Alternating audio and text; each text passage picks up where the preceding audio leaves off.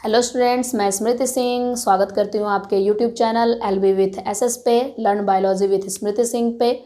आज मैं आपको पढ़ाने जा रही हूँ द्विखंडन के बारे में, बाइनरी फिजन के बारे में। द्विखंडन पिछली वीडियो में मैं आपको बता चुकी हूँ कि प्रजनन की प्रक्रिया कैसे होती है और प्रजनन जो होता है वो दो प्रकार का होता है।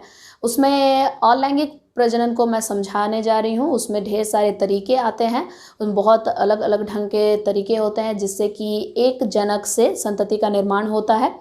तो एक जनक से जो संतति का निर्माण होता है उसमें एक तरीका आज मैं बताने जा रही हूँ आपको, द्विखंडन का तरीका, कि द्विखंडन के तरीके में कोई एक जनक संतति का निर्माण कैसे करता है। ठीक है, तो द्विखंडन जब आप देखोगे, इस शब्द को आप देखिए, द्विखंडन, द्विखंडन यानी कि वैसा जनक जो अपने शरीर को दो खंड में विभाजित कर ले, है ना। जनक का शरीर क्या होता है, दो खंडों में विभाजित हो जाता है और दो संतति का निर्माण हो जाता है। इसमें बहुत अच्छे तरीके से मैं एक आपको उदाहरण दूंगी अमीबा का, वो आपको अच्छे तरीके से समझ आ जाएगा। उसका डायग्राम बना करके, उसका चित्र को बना करके, चित्र के माध्यम से मैं उसको समझाऊंगी। तो द्विखंडन अमीबा में आपको अच्छे तरीके से समझ आएगा। अमीबा में होता है, पैरामीशियम में होता है, यूग्लिना में होता है। मैं सबके बारे में एक एक करके बताऊंगी कि इसमें द्विखंडन की प्रक्रिया कैसे होती है।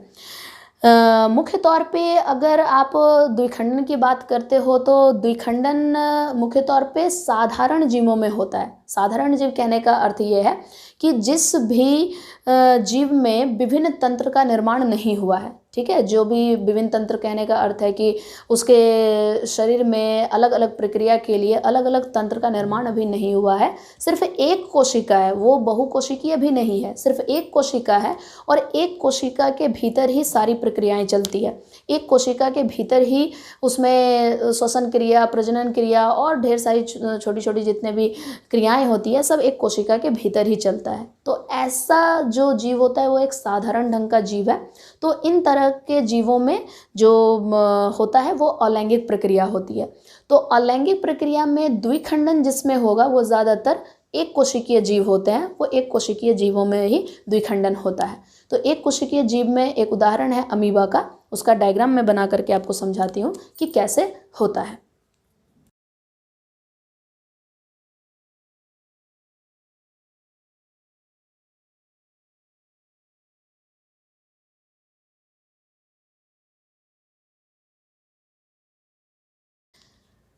ये देखिए, ये डायग्राम है अमीबा का और अमीबा में मैं आपको बताई हूँ कि कैसे ये आगे चल के दो खंड में विभाजित हो गया है। देखिए इस पे क्या है कि ये अमीबा जो है वो अमीबा एक कोशिकीय जीव है। ठीक है, ये एक कोशिकीय जीव है और इसकी आकृति जो होती है वो जैसी तैसी आकृति होती है। कहने का अर्थ है कि इसमें कोई खास आकृति नहीं होती, आप इसको जैसे भी बना सकते हो। आप इसको ऐसे ऐसे ऐसे करके भी बना सकते हो। चारों तरफ से सिर्फ इसकी झिल्ली जुटी हुई होनी चाहिए, बाकी आप इसको किसी भी तरीके से बना सकते हो। इसकी आकृति एक खास आकृति नहीं होती है, जैसी तैसी आकृति होती है। पर हम लोग इसको अच्छे तरीके से समझने के लिए एक इस तरीके से खास डायग्राम बना लेते हैं, बाकी आप जैसा तैसा भी इसमें से बना सकते हो। इसमें होता क्या है कि सबसे पहले जो अमीबा है वो अमीबा का विभाजन जब होगा तो ये एक कोशिका है। तो एक कोशिका है तो कोशिका में जिस तरीके से विभाजन होता है बस वही प्रक्रिया इसमें होनी है। यानी किसी भी जीव में जो कोशिका विभाजन की प्रक्रिया होती है वही चीज़ इसमें भी होता है, वैसी ही प्रक्रिया होगी। जैसे मान लीजिए कि इंसानों में ढेर सारी कोशिकाएं हैं, वो कोशिकाएं जब मृत होती है तो फिर बहुत सारी नई कोशिकाएं बनती है। तो जो पहले से हमारे शरीर में कोशिका है उस कोशिका में विभाजन के फलस्वरूप ढेर सारी कोशिकाएं बनती है। तो वो जो कोशिका का विभाजन होता है वो कोशिका दो प्रकार से विभाजित होता है। एक होता है समसूत्री विभाजन और एक होता है अर्धसूत्री विभाजन। समसूत्री कहने का अर्थ है कि माइटोसिस और अर्धसूत्री कहने का अर्थ है मियोसिस। तो समसूत्री विभाजन में क्या होता है कि कोशिका के अंदर जो केंद्रक होता है उस केंद्रक में गुणसूत्र की संख्या जितनी होती है वो नया कोशिका निर्मित होने में भी गुणसूत्र की संख्या उतनी ही रहती है। ठीक है, जैसे मान लीजिए मनुष्य में 46 गुणसूत्र है एक केंद्रक के अंदर। तो जब वो कोशिका का विभाजन होगा दो में, तो दोनों में 46 ही रहेगा, उसे माइटोसिस कहते हैं। वो समसूत्री विभाजन हुआ, यानी कि जितने क्रोमोसोम एक सूत्र है, गुणसूत्र सूत्र है, वो सूत्र की संख्या समान रह गई, तो वो समसूत्री विभाजन हुआ। अर्धसूत्री विभाजन भी होता है कोशिका विभाजन की प्रक्रिया में। उसमें क्या होता है कि गुणसूत्र जितनी संख्या होती है गुणसूत्र की कोशिका के अंदर, वो जाकर के विभाजन के फलस्वरूप वो आधी संख्या में बढ़ जाती है। इंसान में जैसे 46 है, तो 46 गुणसूत्र वाला जब विभाजन होगा अर्धसूत्री करके, तो उसमें जो कोशिका बनकर तैयार होगी वो कोशिका आधे संख्या के गुणसूत्र उसमें पाए जाएगा। जैसे कि 23, इसमें 46 है तो उसमें 23 बच जाएगा, तो वो अर्धसूत्री विभाजन होता है। तो अमीबा भी एक कोशिका ही है जो कि अपनी ज़िंदगी आज़ादी से इस पृथ्वी पर चला रहा है, एक अकेला कोशिका अपनी ज़िंदगी चला रहा है। तो जिस प्रकार कोशिका विभाजन होता है और कोशिका विभाजन से नई कोशिकाएं बनती है, वैसे ही अमीबा में भी कोशिका विभाजन के फलस्वरूप कोशिकाएं बनकर तैयार होती है। अब इसमें जो कोशिका का विभाजन होता है वो समसूत्री प्रकार का होता है। मीन्स जितनी सूत्र की संख्या रहती है कोशिका में, विभाजित जब होगा उसमें जब दो इसमें से कोशिका बनकर तैयार होगी तो दोनों में उतनी ही संख्या रहेगी, वो आधी नहीं होगी। मीन्स समान सूत्र रहेगा, ये समसूत्री विभाजन होगा। तो ये एक कोशिका है तो उसमें समसूत्री विभाजन होगा। कैसे होगा देखिए, इसमें जो केंद्रक है उस केंद्रक के अंदर जो गुणसूत्र है, गुणसूत्र में डीएनए होता है। वो डीएनए में जितनी संख्या डीएनए की होती है वो डीएनए कॉपी कर जाता है, गुणन कर जाता है। तो डीएनए यहाँ गुणन कर लिया, द्विगुणन, ठीक है, 2 गुना हो गया। तो डीएनए जब गुणन कर लिया तो इसका केंद्रक जो है वो थोड़ा सा बड़ा हो जाता है। केंद्रक बड़ा होने के पश्चात क्या होगा, वो कुछ समय के बाद हल्का सा गहरा हो जाएगा। गहरा होने के बाद ये केंद्रक विभाजित, केंद्रक अलग अलग हो जाएगा। केंद्रक जब दोनों अलग अलग हो जाएगा, आधा डीएनए इसमें और आधा डीएनए उसमें, यहाँ डीएनए गुणन हुआ था तो डीएनए गुणन से आधी संख्या इधर आधी संख्या उधर, तो इस तरीके से अलग केंद्रक हो जाएगा।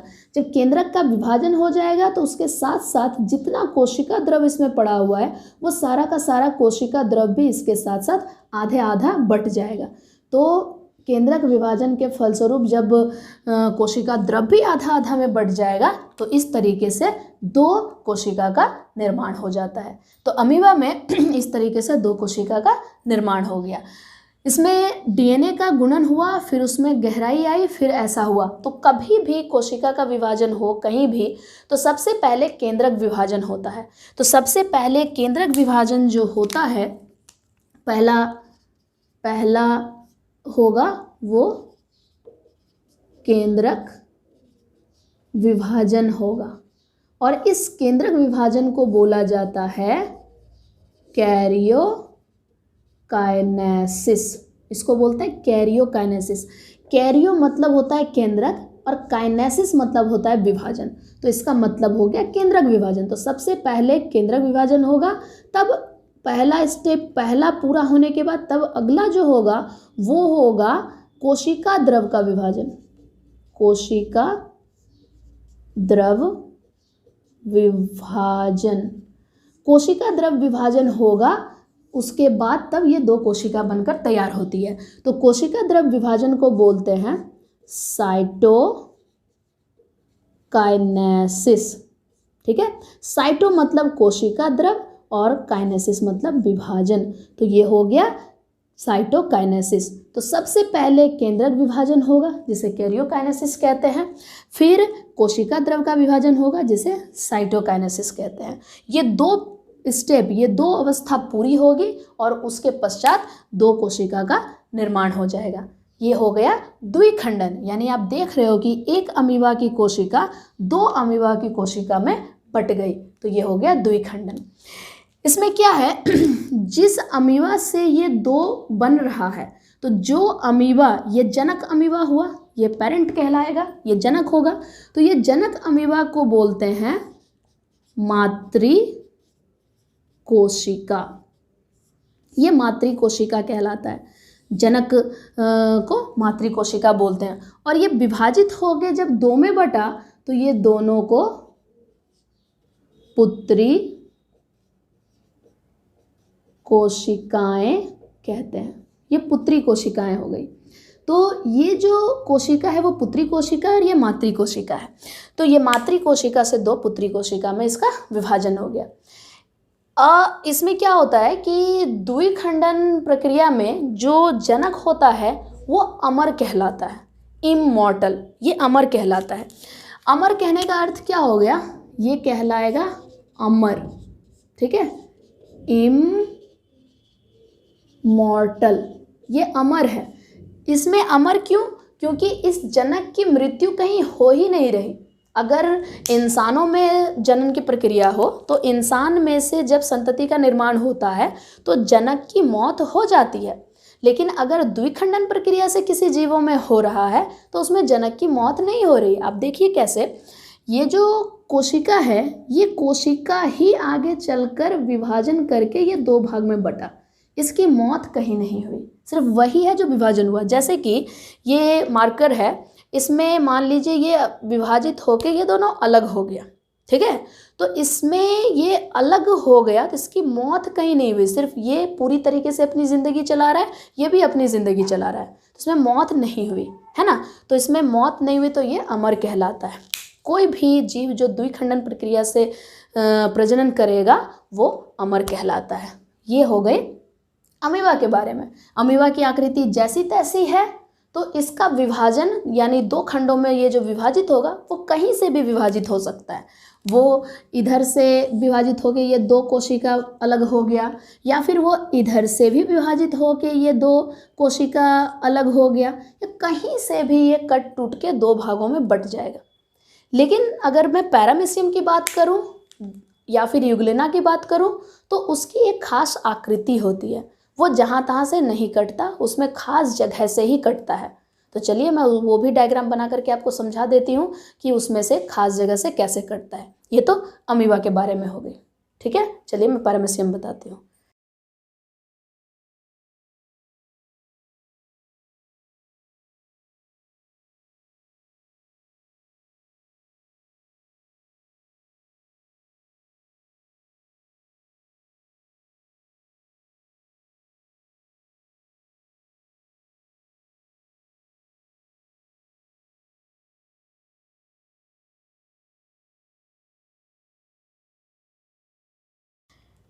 ये देखिए बोर्ड पे, ये पैरामीशियम का डायग्राम है, ये पैरामीशियम की आकृति है। जो पैरामीशियम है वो आप देखिए एक खास आकृति दिखाई दे रही है इसमें। अमीबा में कोई खास आकृति नहीं थी, इसमें एक खास आकृति है। ये हमारे चप्पल के सोल की तरह दिखाई देता है। अब देखिए हमारे चप्पल के नीचे जो उसका सोल होता है कुछ वैसी आकृति दिखाई दे रही है। और इस पैरामीशियम में ये पैरामीशियम में आपको दो केंद्रक दिखाई देगा, एक थोड़ी सी बड़ी केंद्रक है और एक छोटी सी केंद्रक है। जो बड़ी वाली केंद्रक होती है उसको बोलते हैं मैक्रो न्यूक्लियस, और जो छोटी वाली होती है उसको बोलते हैं माइक्रो न्यूक्लियस। और ये जो फूल जैसी आकृति देख रहे हो उसको वैक्यूल बोलते हैं। और ये जो कोशिका झिल्ली के ऊपर थोड़ा थोड़ा रेसा रेसा जैसा जो आकृति देख रहे हो, ये रेसा रेसा जैसा, उसको बोलते हैं सीलिया, ठीक है, वो सीलिया है। ये सीलिया इसको तैरने में, इधर उधर हिलने डुलने में मदद करता है, खाना को पकड़ने में मदद करता है, इन सब चीज़ों के लिए इसमें सीलिया होता है। और यहाँ देखिए हल्का सा गहरा भाग है, इस गहरा भाग को बोला जाता है ग्रूव, इसको ग्रूव कहते हैं। ये हो गया पैरामीशियम की खास आकृति। पैरामीशियम भी एक कोशिकीय ही है, कोशिकीय, ये एक कोशिकीय जीव ही है, ये एक कोशिका ही है जो इस पृथ्वी पे चल रही है। लेकिन इसमें जो द्विखंडन होगा, इसका शरीर जो दो भागों में बटेगा वो एक खास जगह से बटेगा, क्योंकि इसमें एक खास आकृति है। इसमें जो आप केंद्रक देख रहे हो यहाँ उपस्थित है, वो केंद्रक में डीएनए गुणित होगा, जैसे कि अमीबा में हुआ था वैसे डीएनए इसमें से जो होगा वो गुणित होगा। तो डीएनए गुणन के बाद ये थोड़ा सा लंबा हो जाएगा और हल्का गहरा होगा। तो ये जो गहरा होगा ये इस तरीके से गहरा होकर आगे चल के ये दो भागों में बट जाएगा। तो एक पैरामीशियम से आप देखिए ये 2 पैरामीशियम में बट गया। तो ये एक खास आकृति से कट रहा है, इसको बोलते हैं अनुदैर्घ्य काट। यानी कि इसमें से ये हॉरिजॉन्टल एक क्षितिज से ये कट रहा है, एक बीचों बीच ये केंद्रक इस तरीके से अलग हुआ और बीचों बीच इसमें से विभाजन हो रहा है और ऊपर का पूरा पैरामीशियम बन रहा है और नीचे से पूरा पैरामीशियम बन रहा है। तो इसमें बाइनरी फिजन तो हो रहा है, एक द्विखंडन तो हो रहा है, 2 खंड में बट रहा है, लेकिन एक खास जगह से, वो भी अनुदैर्घ्य काट। ठीक है, एक हॉरिजॉन्टल पे एक क्षितिज से वो कट रहा है। तो इस तरीके से 2 भागों में पैरामीशियम में विभाजन होता है। तो ये हो गई खास आकृति की।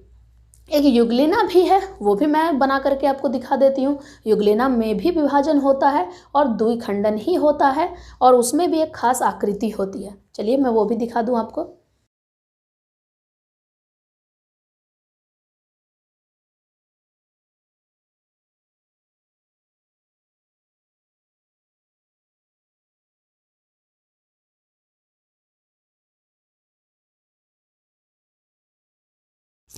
ये देखिए, ये युगलिना की आकृति है। ये युगलिना भी आगे चल के 2 में बट रहा है। ठीक है, ये युगलिना की आकृति है।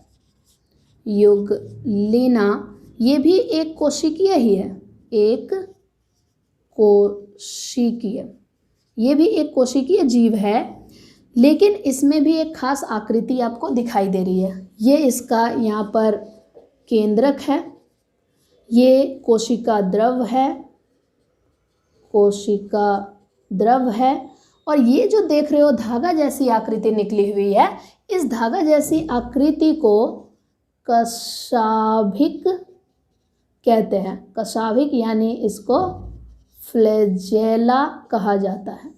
ठीक है, जैसे कि पैरामीशियम में आपने देखा था रेसे जैसी आकृति थी जिसको सीलिया कह रहे थे, जो कि उसको इधर उधर तैरने में या खाना को पकड़ने में, भोजन को प्राप्त करने में मदद कर रहा था। वैसे ही सेम युगलिना में भी एक धागा जैसी आकृति होती है जो कि इसको इधर उधर घूमने में, तैरने में मदद करता है और इसको खाना पकड़ने में भी मदद करता है।